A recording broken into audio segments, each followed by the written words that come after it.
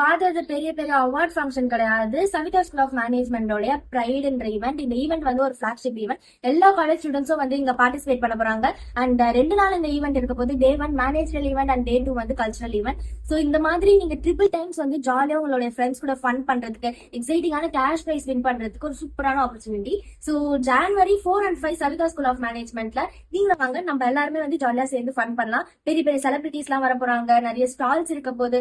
So ரொம்ப ஜாலியா இருக்க போது. நீங்க வந்து இந்த ஈவெண்ட்ல பார்ட்டிசிபேட் பண்ணுங்க.